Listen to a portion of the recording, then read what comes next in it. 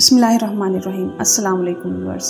आज मैं आपके साथ रोज़े के टूटने के मुतालिक चंद आम और चंद क्रिटिकल मसाइल शेयर करूंगी जिनका जानना हर रोज़ा रखने वाले मुसलमान के लिए ज़रूरी है। मसला नंबर 1, रोज़े के दौरान टूथपेस्ट के मुतालिक मुख्तलिफ उलमा की मुख्तलिफ राय है, मगर सही बुखारी में एक रिवायत है कि एक सहाबी ने फरमाया कि मैंने नबी अकरम सल्लल्लाहु अलैहि वसल्लम को रोज़े की हालत में इतनी दफ़ा मिसवाक करते हुए देखा है कि मैं इसे शुमार भी नहीं कर सकता।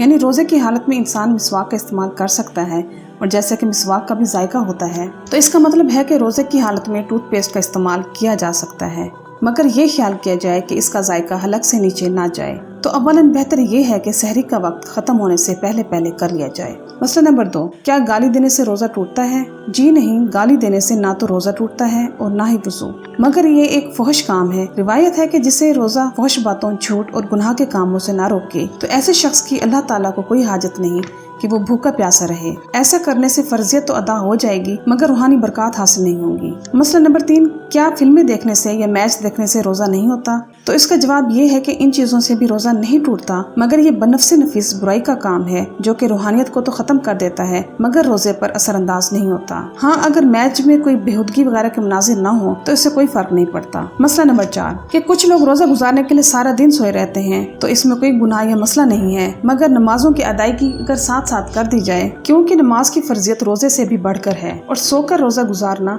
सारा दिन फिल्में देखकर गुजारने से बेहतर है। मसला नंबर 5, ये है कि रोज़े के दौरान इनहेलर का इस्तेमाल करना कैसा है? तो व्यूअर्स, इसके बारे में मुस्तनद उलमा यही कहते हैं कि अगर इसके इस्तेमाल की आम इजाजत दे दी जाए तो सिगरेट पीने वाले लोग भी सिगरेट पीने लग जाएंगे। तो जैसा कि इनहेलर में दवाई भी अंदर जाती है, तो इसलिए जो परमानेंट मरीज हैं तो उसके लिए तो गुंजाइश हो सकती है, लेकिन जिनको कभी कभार होता है वो रोज़ा इफ्तार कर लें और बाद में इस रोज़े की कज़ा अदा कर दें, या तो अगर उस रोज़े को जारी रखते हैं तो उसका एक मिस्कीन को खाना खिला दें ताकि पकड़ ना हो। मसला नंबर 6, कै आने से रोज़ा नहीं टूटता, क्योंकि कै बाहर को आती है और रोज़ा जिस्म में जाने वाली चीजों से टूटता है। हाँ, मगर जानबूझकर कै करने से रोज़ा टूट जाएगा कि एक मरतबा आप सल्लल्लाहु अलैहि वसल्लम को सहरी के फौरन बाद कै आ गई, तो आप सल्लल्लाहु अलैहि वसल्लम ने रोज़ा इफ्तार कर दिया कि कमजोरी की वजह से आप सल्लल्लाहु अलैहि वसल्लम पूरा दिन ना गुजार पाते। तो अगर रोज़ा 14 से 15 घंटे का है और आपको लगे कि आप इसको नहीं निभा पाएंगे तो कै के बाद रोज़ा इफ्तार कर लेना चाहिए और बाद में इसकी कज़ा रख लेनी चाहिए। मसला नंबर 7, और जब गला सूख जाता है तो कुली कर सकते हैं, जैसा कि इमाम बुखारी ने कौल नकल किया है कि कुली करने से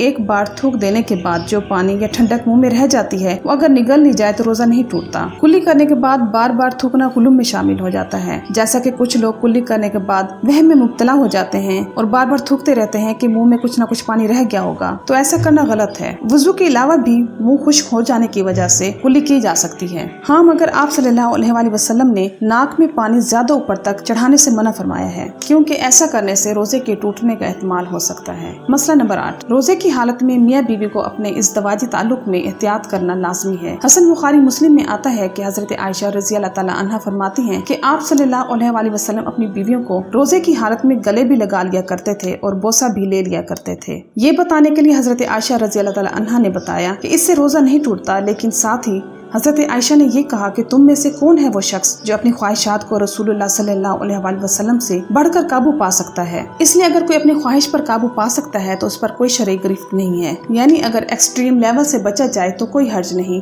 वरना एक रोज़ा इस तरीके से टूटने पर 60 रोज़े मुसलसल रखने पड़ेंगे। मसला नंबर 9, क्या रोज़े में ब्लड टेस्ट करवा सकते हैं? तो इसकी मुमानियत नहीं है, क्योंकि इससे रोज़े पर कोई फर्क नहीं पड़ता। सही बुखारी में हदीस है कि आप सल्लल्लाहु अलैहि वसल्लम रोज़े की हालत में हजामा करवा लेते थे। बुखारी मुस्लिम में एक और हदीस है कि हज़रत अब्दुल्ला बिन उमर ने भी हजामा करवाया है, मगर बाद में वो रुक गए थे। रोज़े की हालत में नहीं करवाते थे, मगर गुरूब आफ्ताब के बाद करवाते थे। इसकी वजह रोज़ा टूटना नहीं है, मगर कमज़ोरी की वजह से वो ऐसा करते थे। इसलिए रोज़े की हालत में हजामा या ब्लड टेस्ट करवाया जा सकता है, या अगर ब्लड डोनेट करना हो तो बेहतर है कि रोज़े की हालत में ना किया जाए, कि इससे कमज़ोरी बढ़ जाती है और बाज़ औक़ात कमज़ोरी से कुछ लोग बेहोश भी हो जाते हैं। लेकिन अगर मजबूरी हो तो बेहतर है कि रोज़ा इफ्तार कर ले और बाद में इसकी कज़ा दे दे। मसला नंबर 10, रोज़े की हालत में इंजेक्शन या ड्रिप लगवाई जा सकती है? इसके बारे में उलमा कराम की 2 राय हैं। कुछ के नज़दीक गोश्त में इंजेक्शन लगवाने से फ़र्क नहीं पड़ता, मगर वेन में लगवाने से रोज़ा टूट जाएगा, जबकि ड्रिप तो लगती ही वेन में है। मगर ज़्यादातर उलमा का इत्तफाक इस बात पर है कि रोज़े की हालत में दोनों ही तरह के इंजेक्शन से एहतियात की जाए, और अगर मजबूरी में इंजेक्शन लगवाना पड़ जाए तो बेहतर है कि मरीज़ रोज़ा इफ्तार कर ले और बाद में इसकी क़ज़ा अदा कर दे। मसला नंबर 11, क्या आँख में सुरमा या दवाई डाली जा सकती है? तो जी हाँ, सुरमा डाला जा सकता है, मगर आँख में दवाई नहीं डाली जा सकती, क्योंकि थोड़ी देर बाद इस दवाई का जायका हलक में महसूस होता है। अगर मजबूरी में डालना पड़े तो हलक में जायका महसूस होते ही इसे थूक दे